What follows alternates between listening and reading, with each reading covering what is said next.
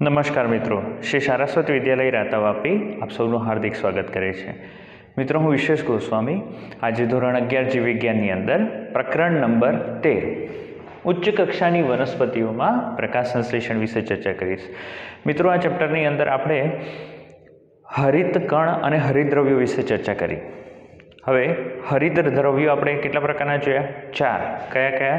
તો ક્લોરોફિલ એ, ક્લોરોફિલ બી, ઝેન્થોફિલ અને કેરાટીનોઇડ્સ. તો આ જે રંજક દ્રવ્યો છે, રંજક દ્રવ્યોમાંથી આપણે એવી પણ ચર્ચા કરી કે જે ક્લોરોફિલ એ છે મુખ્ય રંજક દ્રવ્ય છે, એટલે કે પ્રક્રિયા કેન્દ્ર તરીકે વર્તન કરે, જ્યારે બાકીના જે રંજક દ્રવ્યો છે એ સહાયક રંજક દ્રવ્યો તરીકે કામ કરે છે. હવે આ રંજક દ્રવ્યો ભેગા મળીને એક સંકુલ બનાવે છે, બરાબર, અને એને લાઇટ હાર્વેસ્ટિંગ કોમ્પ્લેક્સ કહેવાય. લાઇટ હાર્વેસ્ટિંગ કોમ્પ્લેક્સ, પ્રકાશગ્રાહી સંકુલ. આ પ્રકાશગ્રાહી સંકુલ લાઇટ હાર્વેસ્ટિંગ કોમ્પ્લેક્સ શું કરશે? અણુઓનો બનેલો છે. કયા કયા? તો જુદા જુદા રંજક દ્રવ્યના અણુઓનો બનેલો છે, અને આ જે અણુઓનો સમૂહ છે શું કરશે? પ્રકાશને ગ્રહણ કરશે, અને પ્રકાશને ગ્રહણ કરીને ત્યાર પછી એમાંથી એટીપી અને એનએડીપી સ્વરૂપે ઉર્જા ઉત્પન્ન કરશે, અથવા તો ઉર્જા ઉત્પન્ન કરવામાં મદદ કરશે. તો અહીં આ જે પ્રકાશગ્રાહી સંકુલ છે, લાઇટ હાર્વેસ્ટિંગ કોમ્પ્લેક્સ, એ બે પ્રકારના છે.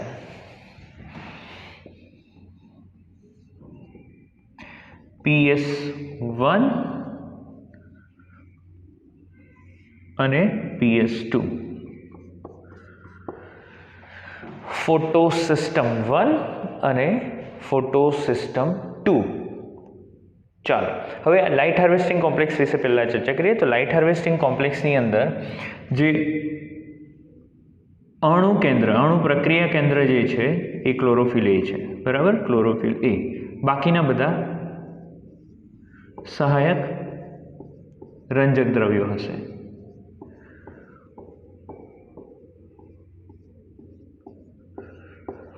અહીં ક્લોરોફિલ એ એક જ હોય, યાદ રાખજો. કોઈ પણ લાઇટ હાર્વેસ્ટિંગ કોમ્પ્લેક્સ, અથવા તમે PS1 PS2 કહેશો તો વાંધો નથી, તો PS1 PS2ની અંદર અહીં ક્લોરોફિલ એનો કેટલો અણુ હોય? એક જ અણુ હોય. કેટલો? એક જ, બરાબર. બાકીના જે રંજક દ્રવ્યો છે કયા કયા? તો ક્લોરોફિલ બી, ઝેન્થોફિલ અને કેરાટીનોઇડ્સ. તેમની સંખ્યા વધારે માત્રામાં હોય, અને એ બધા ભેગા મળીને 270 થી 400 જેટલા અણુઓનો સમૂહ ભેગો મળીને આ લાઇટ હાર્વેસ્ટિંગ કોમ્પ્લેક્સની રચના કરે છે.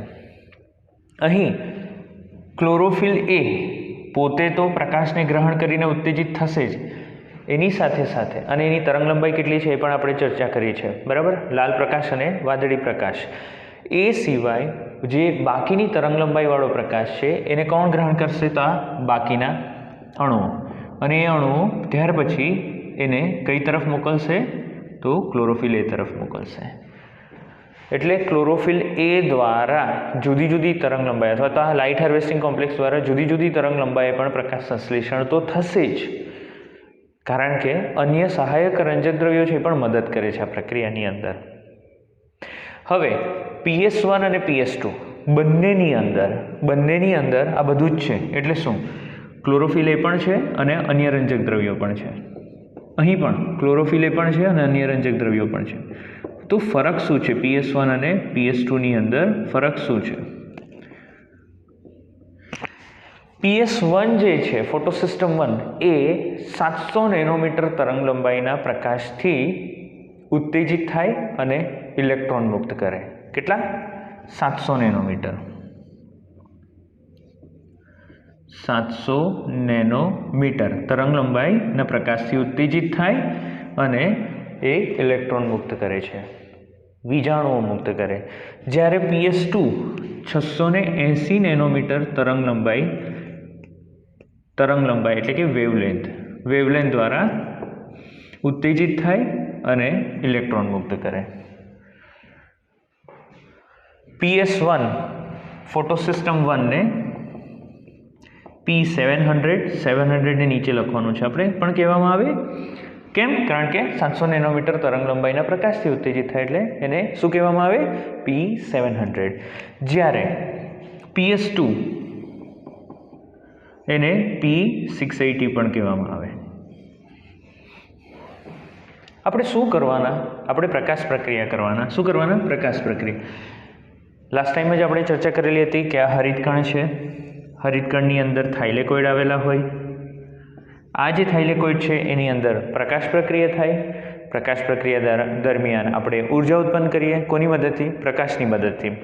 કયા સ્વરૂપે? એટીપી અને એનએડી સ્વરૂપે. યાદ આવી ગયું? ઓકે. અને અંતર પ્રક્રિયામાં આ જ ઉર્જાનો ઉપયોગ કરીને આપણે જૈવ સંશ્લેષણ તબક્કો પૂર્ણ કરીશું, એટલે કે સ્ટાર્ચ બનાવીશું.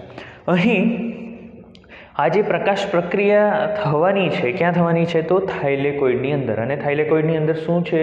હરિતદ્રવ્યો. કયા કયા? ક્લોરોફિલ એ, ક્લોરોફિલ બી, ઝેન્થોફિલ અને કેરોટીનોઇડ્સ.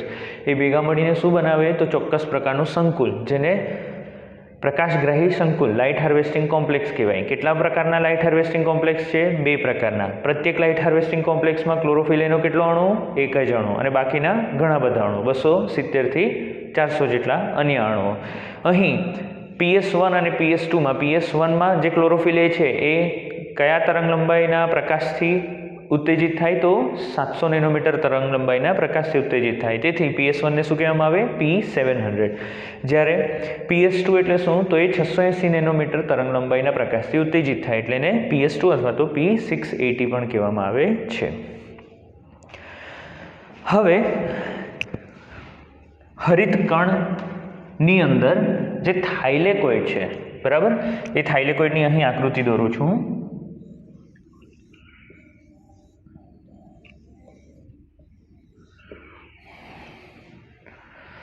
તો યાદ રાખજો કે PS1 હંમેશા ક્યાં જોવા મળે?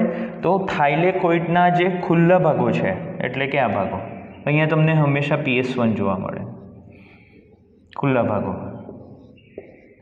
બરાબર છે. જ્યારે જે બંધ ભાગો છે, બરાબર, આટલો બંધ ભાગ છે, એકબીજાને ચોંટેલો છે, એટલે આટલો ભાગ ખુલ્લો નહીં કહેવાય, બરાબર ને? આ ભાગોમાં શું જોવા મળે? PS2 જોવા મળે. શું જોવા મળે? PS2. યાદ રહેશે, બરાબર? PS2 ક્યાં જોવા મળે? તો થાઇલેકોઇડના જે બંધ ભાગો છે, એટલે કે બીજા દ્વારા કવર થયેલા, આચ્છાદિત થયેલા ભાગો છે, એની અંદર શું જોવા મળે? PS2. જ્યારે PS1 તમને ક્યાં જોવા મળશે? ખુલ્લા ભાગોમાં જોવા મળે છે. અને આંતરગ્રેનમ પટલ જે છે, એ આંતરગ્રેનમ પટલ તો આખો ખુલ્લો જ છે, બરાબર છે, એટલે સ્વાભાવિક છે એની અંદર તમને હંમેશા શું જોવા મળે? PS1 જ જોવા મળશે. શું જોવા મળશે? PS1. બરાબર, ખાસ યાદ રાખવાનું છે. શું કે PS1 ક્યાં જોવા મળે? તો થાઇલેકોઇડના જે ખુલ્લા ભાગો, એટલે થાઇલેકોઇડનો જે ભાગ ખુલ્લો છે એટલા ભાગોમાં જ PS1 જોવા મળે. જ્યારે બંધ ભાગો જે છે ત્યાં તમને શું જોવા મળશે? PS2. શું જોવા મળશે? PS2. ચાલો, હવે કામ કેવી રીતે કરે છે એના વિશે ચર્ચા કરીએ. તો અહીં આપણે ઉત્પન્ન શું કરવાનું છે? ઉર્જા. કયા સ્વરૂપે? એટીપી સ્વરૂપે અને એનએડીપી સ્વરૂપે. એટીપી સ્વરૂપે ઉર્જા ઉત્પન્ન કરીએ એટલે એની અંદર શું થાય? તો એડિનોસાઇન ડાયફોસ્ફેટ માં એક ફોસ્ફેટ સમૂહ ઉમેરાય અને શું બને? ATP, adenosine triphosphate. તો એડીપીનું ફોસ્ફોરીકરણ થઈને એટીપી બને. એટલે અહીં કઈ પ્રક્રિયા થવાની છે? ફોસ્ફોરાઇલેશનની પ્રક્રિયા. કઈ પ્રક્રિયા થવાની છે? ફોસ્ફોરાઇલેશનની પ્રક્રિયા. તો ફોસ્ફોરાઇલેશનની પ્રક્રિયા થતી હોવાથી અહીં 2 પ્રકારની પ્રક્રિયા જોવા મળશે. એક ચક્રીય ફોટોફોસ્ફોરાઇલેશન અને અચક્રીય ફોટોફોસ્ફોરાઇલેશન. ફોટો ચક્રીય કેમ છે એ સમજીશું. ફોટો કેમ કીધું અહીંયા? કારણ કે અહીં પ્રકાશ ઉર્જાનો ઉપયોગ કરીને આપણે ઇલેક્ટ્રોનનું વહન કરાવવાના છે, બરાબર છે? ઓકે. અને ઇલેક્ટ્રોન વહન કેવી રીતે કરશે? તો અહીં એક જગ્યાએથી ઉત્પન્ન થઈને ફરીથી એ જ જગ્યાએ પાછો રિટર્ન થશે, એટલે એને ચક્રીય કહેવાય. એટલે એનું નામ આપેલું છે ચક્રીય. કોનું? વિજાણુનું વહન ચક્રીય રીતે થાય, ઇલેક્ટ્રોનનું વહન ચક્રીય રીતે થાય. ફોટો, કારણ કે અહીંયા લાઇટ પણ મદદમાં આવશે, લાઇટ એટલે કે પ્રકાશ ઉર્જાનો ઉપયોગ કરીશું, અને આ પ્રક્રિયા દ્વારા આપણે એટીપી ઉત્પન્ન કરીશું, એટલે ફોસ્ફોરાઇલેશન. તો ચક્રીય ફોટોફોસ્ફોરાઇલેશનની અંદર શું થાય એના વિશે ચર્ચા કરીએ. તો આ થાઇલેકોઇડ છે, બરાબર છે, અને એની અંદર અહીં PS1 શું છે? PS1. તો અહીં PS1 દર્શાવું છું, PS1, હવે આપણે હમણાં જ ચર્ચા કરી કે PS1 જે છે એ PS1 શું કરે તો PS1 700 નેનોમીટર તરંગ લંબાઈના પ્રકાશથી ઉત્તેજિત થાય. તો અહીંયા સૂર્યનારાયણ બતાવી દઉં છું, બરાબર છે. એમાંથી 700 નેનોમીટર તરંગ લંબાઈનો પ્રકાશ પ્રાપ્ત થયો, બરાબર છે. અને તેના દ્વારા એ ઉત્તેજિત થયો. ઉત્તેજિત થયું એટલે શું થશે તો ઉત્તેજિત થયું એટલે વીજાણુ ઉત્પન્ન કરે. શું ઉત્પન્ન કરે? મુક્ત કરે. શું મુક્ત કરે? વીજાણુ.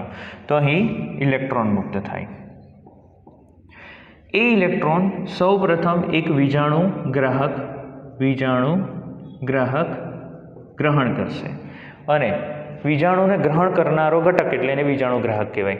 અને આ વીજાણુ ગ્રાહક આ ઇલેક્ટ્રોનને મેળવીને ત્યાર પછી એને ચોક્કસ પ્રકારના એક તંત્ર કે જેમાંથી વીજાણુ વહન થતું એટલે એને કહેવામાં આવે વીજાણુ પરિવહન તંત્ર, ઇલેક્ટ્રોન ટ્રાન્સપોર્ટ સિસ્ટમમાંથી પસાર કરે.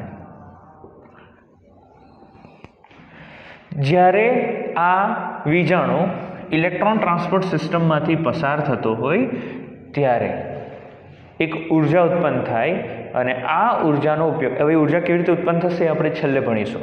તો ઉર્જા ઉત્પન્ન થાય અને આ ઉર્જાનો ઉપયોગ કરીને એટીપીનું નિર્માણ કરવામાં આવે. તો હું અહીંયા લખું છું એડીપી અને એનું એટીપી. અને ફરીથી ઇલેક્ટ્રોન PS1ને મળી જાય. એટલે PS1ને માંથી જે દૂર થયેલું અને ઉત્તેજિત થઈ ગયેલો હતો ફરીથી એને મળી ગયું એટલે ફરીથી કેવો થઈ જવાનો? શાંત થઈ જવાનો. આ પ્રક્રિયા જે છે તેમાં ઇલેક્ટ્રોન PS1માંથી મુક્ત થઈને વીજાણુ ગ્રાહક દ્વારા ગ્રહણ થઈને ઇલેક્ટ્રોન ટ્રાન્સપોર્ટ સિસ્ટમ એટલે વીજાણુ પરિવહન તંત્રમાંથી પસાર થઈને ફરીથી PS1ને પ્રાપ્ત થયો એટલે એને ચક્રીય કહેવામાં આવે, બરાબર છે. અહીં એટીપી બને છે એટલે ફોસ્ફોરાયલેશન અને અહીં પ્રકાશ ઉર્જાનો ઉપયોગ થયો એટલે ચક્રીય ફોટોફોસ્ફોરાયલેશન. અહીં આપણે વધારાની માહિતી પણ લઈશું, બરાબર છે, નોંધ કરજો. તો ઇલેક્ટ્રોન ટ્રાન્સપોર્ટ સિસ્ટમ શું છે એના વિશે ચર્ચા કરીએ આપણે. તો સૌપ્રથમ P700 એટલે શું? PS1, બરાબર, ફોટો સિસ્ટમ 1 દ્વારા 700 નેનોમીટર તરંગ લંબાઈને ગ્રહણ કરવામાં આવે. આ જે 700 નેનોમીટર તરંગ લંબાઈ છે એ તરંગ લંબાઈ દ્વારા શું થશે તો PS1 ઉત્તેજિત થાય અને ઇલેક્ટ્રોન મુક્ત કરે. આ ઇલેક્ટ્રોન સૌપ્રથમ કોણ ગ્રહણ કરશે? FRS, ferredoxin reducing substance. શું નામ છે? ફેરોડોક્સિન સબસ્ટન્સિંગ રિડ્યુસ. એટલે સૌપ્રથમ વીજાણુ ગ્રાહક જે છે કયો આવશે?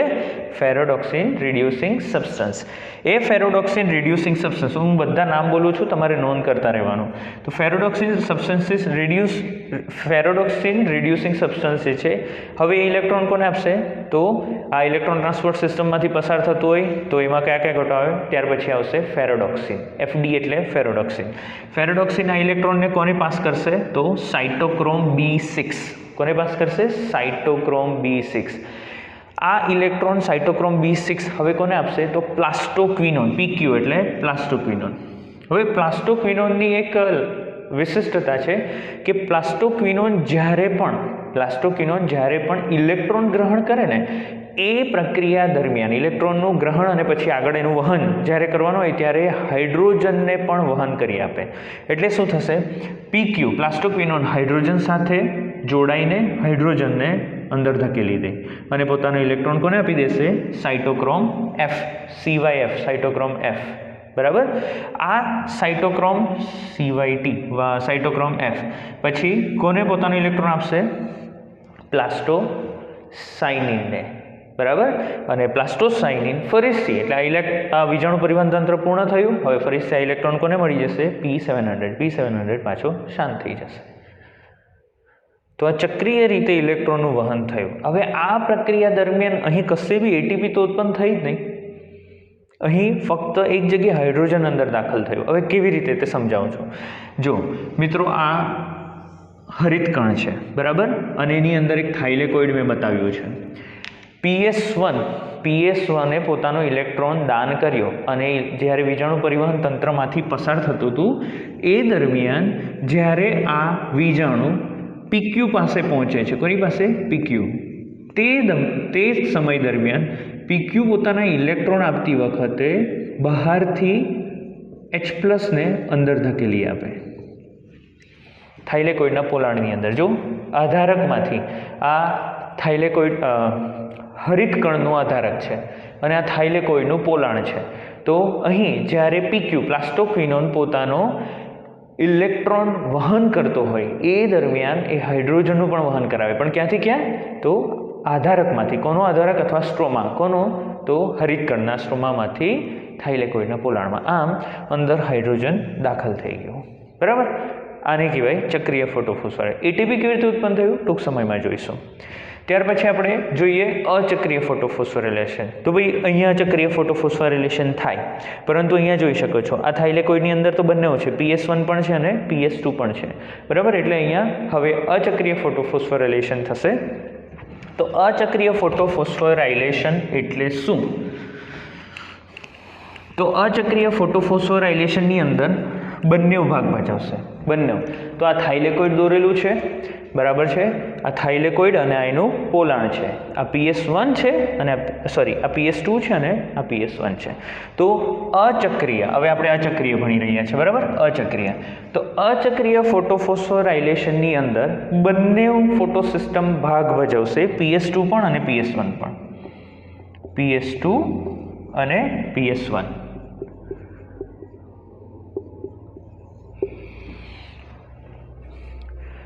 ચાલો બંનેને આપણે ઉત્તેજિત કરી દઈએ લાઇટ દ્વારા. આપણે સનલાઇટને અલગ કલરથી બતાવીએ. ઉત્તેજિત થઈ ગયું, ઉત્તેજિત થઈ ગયું એટલે બંને શું મુક્ત કરશે? ઇલેક્ટ્રોન મુક્ત કરશે. બરાબર છે. બંને ઇલેક્ટ્રોન વીજાણુગ્રાહક દ્વારા પ્રાપ્ત થશે.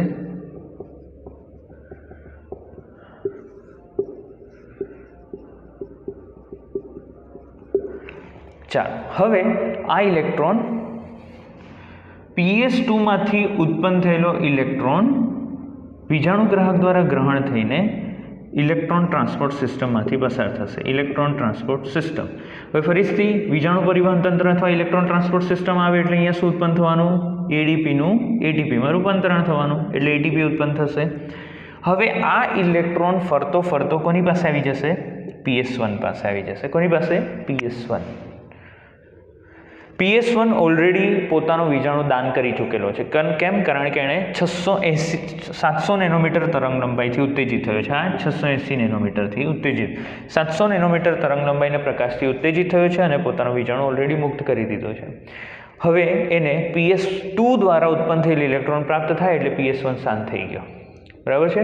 ચાલો PS1 જે ઓલરેડી એને ઇલેક્ટ્રોન મુક્ત કરી દીધો હતો એ ઇલેક્ટ્રોન વીજાણુગ્રાહક દ્વારા ગ્રહણ થાય અને વીજાણુગ્રાહક દ્વારા ગ્રહણ થઈને ત્યાર પછી ફરીથી રિટર્ન નથી થતો, બરાબર છે.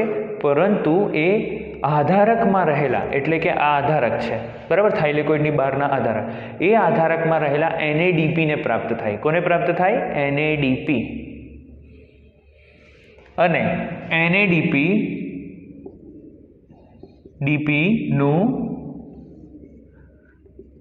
NADPH પ્લસ H એટલે કે NADPH2. સાદું લખું છું, NADPH2 માં રૂપાંતરણ થાય. અને આના માટે જવાબદાર ઉત્સેચક છે NADP રિડક્ટેઝ. બરાબર. જો હંમેશા હાઇડ્રોજન હોય ને, હાઇડ્રોજન કોઈની સાથે જોડાય એટલે ઇલેક્ટ્રોન પણ જોડાય. બરાબર. હાઇડ્રોજન જોડાયો, અહીંયાથી આ વીજાણુગ્રાહક ઇલેક્ટ્રોન આપી દીધો એટલે NADPH2 માં રૂપાંતરણ થયું. બરાબર. તો અહીંયા તમે જોઈ શકો છો બે પ્રકારની ઉર્જા ઉત્પન્ન થઈ, એક ATP અને બીજું NADP.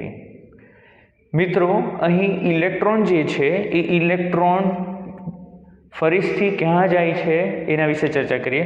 તો તમે જોઈ શકો છો PS1 એ ઇલેક્ટ્રોન દાન કરેલો, એને ફરીથી મળી ગયો, પણ કોના દ્વારા? PS2 દ્વારા ઉત્પન્ન થયેલો ઇલેક્ટ્રોન પ્રાપ્ત થયો એટલે PS1 શાંત થઈ જાય. PS2 પોતાનો ઇલેક્ટ્રોન એણે આપ્યો હતો, પરંતુ ફરીથી ઇલેક્ટ્રોન એને પ્રાપ્ત જ નહીં થયો.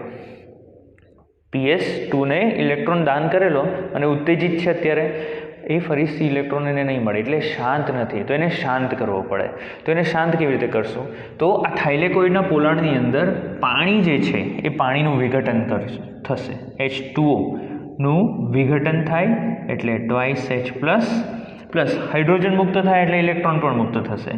બરાબર, twice electron minus plus 1/2 O2 અને આ જે ઇલેક્ટ્રોન છે ઇલેક્ટ્રોન કોને મળી જશે? PS2 ને, એટલે PS2 ફરીથી શાંત થઈ જશે. અહીં ઇલેક્ટ્રોન જે છે એ ઇલેક્ટ્રોન ક્યાંથી ક્યાં વહન પામે છે તમે જોઈ શકો છો.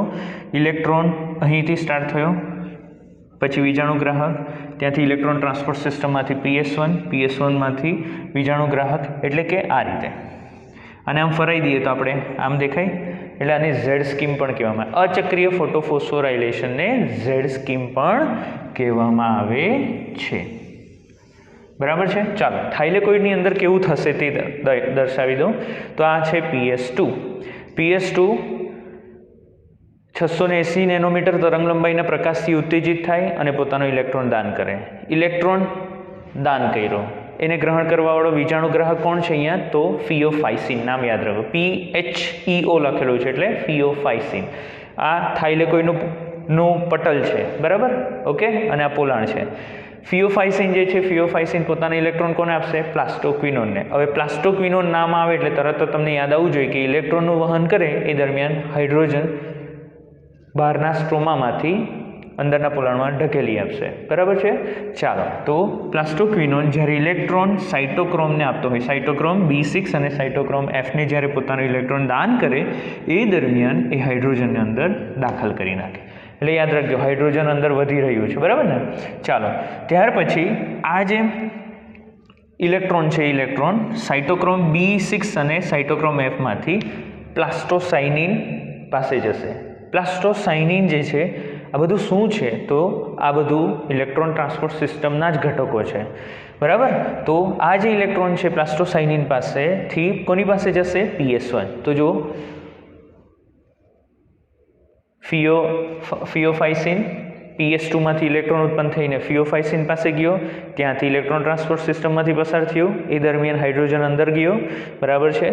અને આ ઇલેક્ટ્રોન છેલ્લે કોની પાસે આવ્યો? PS1. PS1 જે ઓલરેડી ઉત્તેજિત હતો, કેમ? કારણ કે એણે પોતાના ઇલેક્ટ્રોન દાન કરી દીધેલા. કેમ? 700 નેનોમીટરની તરંગ લંબાઈના પ્રકાશ ગ્રહણ કરીને. તો 700 નેનોમીટર તરંગ લંબાઈ પ્રકાશ ગ્રહણ કરીને PS1 ઉત્તેજિત થઈને ઇલેક્ટ્રોન દાન કરે. એ ઇલેક્ટ્રોન ગ્રહણ કરનાર કોણ? તો FRS એટલે ફેરોડોક્સિન રિડ્યુસિંગ સબસ્ટન્સ. એ પોતાના ઇલેક્ટ્રોન કોને આપશે? ફેરોડોક્સિને. હવે આ ફેરોડોક્સિન આ ઇલેક્ટ્રોનને ફરીથી PS1 કે PS2 પાસે નહીં જવા દે, પરંતુ આ ફેરોડોક્સિન ઇલેક્ટ્રોનને કોને દાન કરી આપે? NADPને. અને NADP જે છે, NADPનું રિડક્શન થાય એટલે NADP હાઇડ્રોજન સાથે જોડાઈને NADPH2માં રૂપાંતરણ થાય. આમ અહીં તમે જોઈ શકો છો કે NADPH2 નિર્માણ. આ ક્યાં નિર્માણ પામ્યું? તો થાઇલેકોઇડની બહારની સાઈડ, એટલે કે આ હરિતકણના આધારકમાં અથવા તો સ્ટ્રોમામાં થયો. ચાલો, હવે અહીં કંઈક મેં બીજું બતાવ્યું છે. આ શું છે સમજીએ આપણે, બરાબર. તમે જોઈ શકો છો ઇલેક્ટ્રોન. હા, હવે PS1 ઉત્તેજિત થઈને ઇલેક્ટ્રોન FRSને દાન કરેલો હતો, એટલે ઉત્તેજિત છે એટલે શાંત કરવો પડે. કોણ શાંત કરે? તો PS2માંથી આવેલો ઇલેક્ટ્રોન ફરીથી એને પ્રાપ્ત થાય એટલે શાંત થઈ જાય. પરંતુ PS1 ઇલેક્ટ્રોન દાન કરેલો, ફરીથી એને કોઈ ઇલેક્ટ્રોન જ નથી આપ્યો, એટલે હજુ પણ એ ઉત્તેજિત જ છે. એને શાંત કરવા માટે શું થશે? તો પોલાણમાં પાણીનું વિઘટન થશે અને હાઇડ્રોજન અને ઓક્સિજન મુક્ત થશે અને જે ઇલેક્ટ્રોન છે ઇલેક્ટ્રોન PS2ને પ્રાપ્ત થઈ જાય એટલે PS2 પણ શાંત થઈ જાય. બંને ઉત્તેજિત થયા. PS2 ઉત્તેજિત થયો, ઇલેક્ટ્રોન મુક્ત કર્યા. PS1 ઉત્તેજિત થયો, ઇલેક્ટ્રોન મુક્ત કર્યા. પરંતુ PS1 ફરીથી શાંત થાય PS2 દ્વારા ઉત્પન્ન કરેલા ઇલેક્ટ્રોન પ્રાપ્ત કરીને. PS2 પણ શાંત થશે. કોના દ્વારા? તો પાણીના વિઘટનથી ઉત્પન્ન થયેલા ઇલેક્ટ્રોન દ્વારા. આમ બંને શાંત થઈ ગયા. અહીં આને ઝેડ સ્કીમ કહેવામાં આવે, કારણ કે ઝેડ માર્ગે ઇલેક્ટ્રોનનું વહન થઈ રહ્યું છે. હવે મિત્રો ATP કેવી રીતે નિર્માણ પામે? તો તમે જોઈ શકો છો કે આ પ્રક્રિયા થવાના લીધે કંઈક થયું. શું થયું? હાઇડ્રોજન અંદર વધ્યું, બરાબર. હાઇડ્રોજન 3 રીતે. હવે આપણે જે ભણવાના છે એ ભણવાના છે રસાયણ શ્રુતિ અધિતર્ક, એટલે કે કેમિઓસ્મોટિક હાઇપોથેસિસ. એટલે શું? તો અહીં આ જે થાઇલેકોઇડના પોલાણ છે એની અંદર હાઇડ્રોજનનું કન્સન્ટ્રેશન વધે છે. H+, બહુ બધા વધી જાય. હવે H+ વધવાના 3 કારણો છે. અંદર હાઇડ્રોજન કેમ વધે છે પોલાણની અંદર? આ સમજી લો કે આ થાઇલેકોઇડ છે, આ એનું પોલાણ છે, અને બહાર શું છે? તો હરિતકણનો આધારક અથવા સ્ટ્રોમા. તો આધારકમાં હાઇડ્રોજન ઘટવા માંડે અને પોલાણમાં વધવા માંડે. કેમ? તો એના 3 રીઝન. પહેલું, તમે જોઈ શકો છો અંદરની તરફ પાણીનું વિઘટન થઈ રહ્યું છે. અંદરની તરફ થાઇલેકોઇડના પોલાણની અંદર પાણીનું વિઘટન થાય. આ પાણીના વિઘટન કેમ થાય છે એ પણ ચર્ચા કરી લઈએ. તો PS2 જે છે, PS2 ઉત્તેજિત થઈને ઇલેક્ટ્રોન દાન કરે, બરાબર છે. એટલે ફરીથી એને કોઈ ઇલેક્ટ્રોન આપવાવાળું હોવું જોઈએ. તો એ કોણ આપશે? પાણી વિઘટિત થઈને પોતાનો ઇલેક્ટ્રોન આપશે અને એના બદલામાં અહીં તમે જોઈ શકો છો હાઇડ્રોજન મુક્ત થાય. એટલે પોલાણમાં હાઇડ્રોજનનું પ્રમાણ વધારે છે. બીજું એક રીઝન, અહીં પ્લાસ્ટોક્વિનોન વીજાણુ ગ્રાહક જે છે, બરાબર છે, અથવા તો વીજાણુ વાહક છે, પ્લાસ્ટોક્વિનોન જ્યારે વીજાણુઓનું વહન કરતો હોય એ દરમિયાન તે શું કરશે? તો બહાર આધારકમાંથી હાઇડ્રોજનને પ્રાપ્ત કરીને એનું વહન ક્યાં કરી આપશે? તો પોલાણની અંદર. તો એના લીધે પણ હાઇડ્રોજન અંદર વધી ગયા, બરાબર. અંદર હાઇડ્રોજન વધ્યું, બહારથી અંદર આવ્યું એટલે બહાર ઘટ્યું. ત્રીજું રીઝન, અહીં આ જે પ્રક્રિયા થઈ રહી છે NADPનું રિડક્શન, તો NADPના રિડક્શનમાં NADP સાથે શું જોડાય છે? Twice H+. એટલે અહીં ટ્વાઇસ H+ જોડાવાને લીધે બહાર જે છૂટા હાઇડ્રોજન છે, બરાબર, એ વપરાવા માંડ્યા અને એનું રૂપાંતરણ શેમાં થયું? NADPH2. એટલે બહાર હાઇડ્રોજનનું પ્રમાણ ઘટ્યું. અંદર કેમ વધ્યું? તો એક પાણીના વિઘટનના લીધે, બીજું પ્લાસ્ટોક્વિનોન હાઇડ્રોજનને બહારથી અંદર લઈ આવ્યો એટલે, બરાબર છે.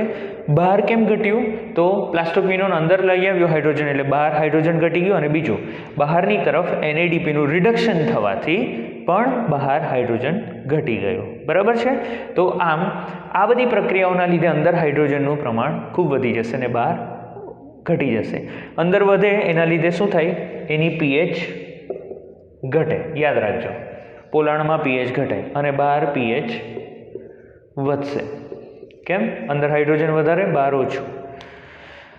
હવે આના લીધે અંદર હાઇડ્રોજન વધારે, બહાર ઓછું, એટલે ઢોળાંશ સર્જાયો. એક બાજુ હાઇડ્રોજન વધારે, બીજી બાજુ હાઇડ્રોજન ઓછું, એટલે આ શું સર્જાયો? એક ઢોળાંશ સર્જાયો. એટલે હવે આ ઢોળાંશ તૂટવાનો પ્રયત્ન કરશે. હાઇડ્રોજન પોતાના વધુ સંકેન્દ્રણથી ઓછા સંકેન્દ્રણ તરફ વહન કરવાનું, કોઈ બી અણુ પોતાના વધુ સંકેન્દ્રણથી ઓછા સંકેન્દ્રણ તરફ વહન કરવાનું કાર્ય કરે છે. આપણે આ રૂમની અંદર જો બહુ બધા બલૂન ભરી દઈએ ફૂલાવેલા, બહારનું ખોલશો ને એટલે બલૂન આપમેળે જાતે જ બહાર નીકળવાના ચાલુ કરશે, વધુ સંકેન્દ્રણથી ઓછા સંકેન્દ્રણ તરફ. તો અહીં પણ એવું થશે. હવે હાઇડ્રોજન બહાર નીકળવાનો પ્રયત્ન કરશે. બહાર નીકળવામાં કોણ મદદ કરે? તો થાઇલેકોઇડ જે છે એની દિવાલમાં એક વિશિષ્ટ પ્રકારનો ઉત્સેચક આવેલો હોય જેને ATPase ઉત્સેચક, ATP સિન્થેટેઝ ઉત્સેચક કહેવામાં આવે. આ ATP સિન્થેટેઝ ઉત્સેચક જે છે, આપણે એને ATPase પણ કહી શકીએ. ATP સિન્થેટેઝ ઉત્સેચક અથવા ATPase, એના બે ઘટકો છે. એક CF0 અને CF1. કેટલા ઘટકો? CF0 અને CF1. CF0 ક્યાં જોવા મળે? તો CF0 અહીં પટલની અંદર, થાઇલેકોઇડના પટલની અંદર. અને શું? પાર પટલ માર્ગ બનાવે H+ ને બહાર નીકળવા માટે. કેમ? અંદર H+ વધારે છે અને બહાર ઓછું છે. અને F1 જે છે એ F1 આ F0ની સાથે પટલની બહારની તરફ, સ્ટ્રોમા તરફ ગોઠવાયેલો હોય. હવે જ્યારે હાઇડ્રોજન વધુ સંકેન્દ્રણથી ઓછા સંકેન્દ્રણ તરફ બહાર નીકળવાનો પ્રયત્ન કરશે એ દરમિયાન તે F0માંથી પસાર થઈને F1 પાસે જશે. F1 પાસે જ્યારે પહોંચે ત્યારે, હાઇડ્રોજન જ્યારે પહોંચે ત્યારે F1 કણ સક્રિય થાય અને ઉર્જા પ્રાપ્ત કરે. અને આ ઉર્જાની મદદથી તે ADPનું ફોસ્ફોરીકરણ કરીને ATPમાં રૂપાંતરિત કરે. એટલે અહીં ATPનું નિર્માણ થાય. શેનું નિર્માણ થાય? ATPનું નિર્માણ થાય. આમ આખી પ્રક્રિયામાં તમે જોઈ શકો છો બે પ્રકારની ઉર્જા નિર્માણ પામી. એક NADPH2 અને ATP. એટલે અહીંયા લખેલું હતું જો ATPનું નિર્માણ થયું. કેવી રીતે?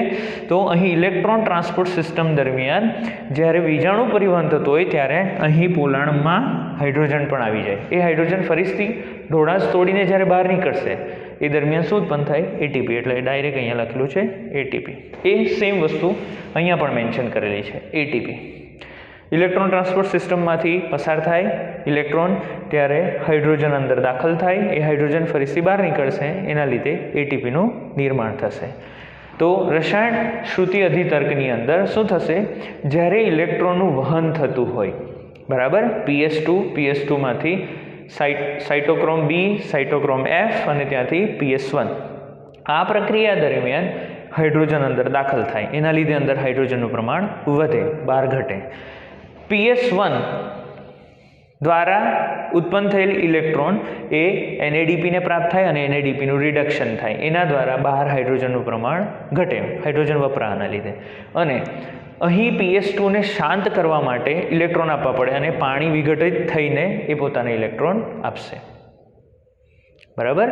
આમ ઇલેક્ટ્રોન દાન થશે અને એ જે ઇલેક્ટ્રોન છે, ઇલેક્ટ્રોન કોને પ્રાપ્ત થશે? PS2ને, અને શાંત થશે અને હાઇડ્રોજન અંદર ઉત્પન્ન થશે. એટલે અહીંયા હાઇડ્રોજનનું પ્રમાણ વધ્યું, બહાર ઓછું છે. આ હાઇડ્રોજન F1 કણ દ્વારા બહાર નીકળશે. જ્યારે તેઓ બહાર નીકળે છે ત્યારે એ પ્રક્રિયા દરમિયાન તમે જોઈ શકો છો શું ઉત્પન્ન થાય, અથવા તો ADPનું શું થશે? ફોસ્ફોરીકરણ થશે. શું થશે? ADPનું ફોસ્ફોરીકરણ થશે. આમ ADPના ફોસ્ફોરીકરણની પ્રક્રિયા દ્વારા અહીં ઉર્જા પ્રાપ્ત થાય છે. શું થશે? ઉર્જા પ્રાપ્ત થાય છે. ચાલો, અહીં પાણીનું વિઘટન થાય. શું થાય? પાણીનું વિઘટન થાય અને પાણીનું વિઘટન દ્વારા ઇલેક્ટ્રોન પ્રાપ્ત થાય. તો બે પાણીના અણુનું વિઘટન થાય, ટ્વાઇસ H2O, બરાબર. એના દ્વારા 4H+, જેટલા હાઇડ્રોજન એટલે પ્રોટોન, બરાબર, પ્લસ છે એટલે એટલા જ ઇલેક્ટ્રોન પણ મુક્ત થાય. 4 ઇલેક્ટ્રોન માઇનસ પ્લસ O2. આમ બે પાણીના અણુનું જ્યારે વિઘટન થાય ત્યારે આપણને એક ઓક્સિજનનો અણુ પ્રાપ્ત થાય છે. તો 12 પાણીના અણુઓનું જ્યારે વિઘટન થાય, તમને યાદ હોય તો પ્રક્રિયા કંઈ આ રીતની છે. C6CO2 plus 12H2O, C6H12O6 plus 6O2 plus 6H2O. તો તમે જોઈ શકો છો કે 12 પાણીના અણુનું વિઘટન થાય ત્યારે 6 ઓક્સિજનના અણુઓ પ્રાપ્ત થાય. 2 પાણીના અણુઓનું વિઘટન થાય ત્યારે 1 ઓક્સિજન પ્રાપ્ત થાય. તો 12 પાણીના અણુઓનું વિઘટન થાય ત્યારે કેટલા? તો 6 ઓક્સિજનના અણુઓ પ્રાપ્ત થાય છે. તો આની સાથે આપણે અહીં પ્રકાશ પ્રક્રિયા ભણી ગયા અને એની 3 નિપજો આપણને મળી. કઈ કઈ? તો પહેલું ATP, બીજું NADPH, આ બંને ઉર્જાના સ્વરૂપે, અને ત્રીજું ઓક્સિજન, જે અહીંયા છે ઓક્સિજન. બરાબર. આપણને આમ 3 નિપજો અહીં પ્રાપ્ત થાય છે. આ થિયરી જેટલી વધારે વાંચશો ને એટલું વધારે સમજ પડશે. વિડીયો વારંવાર જોજો અને થિયરી વાંચજો તો તમને જલ્દીથી સમજ પડી જશે. ઘણી બધી માહિતીઓ આપણે અહીં વધારે આપી છે, આ બધા નામ વધારે આપ્યા છે, તો નોંધ કરી રાખજો. આપણા ટેક્સ્ટબુકમાં નથી, તમને સમજ વધુ પડશે આનાથી. Thank you so much.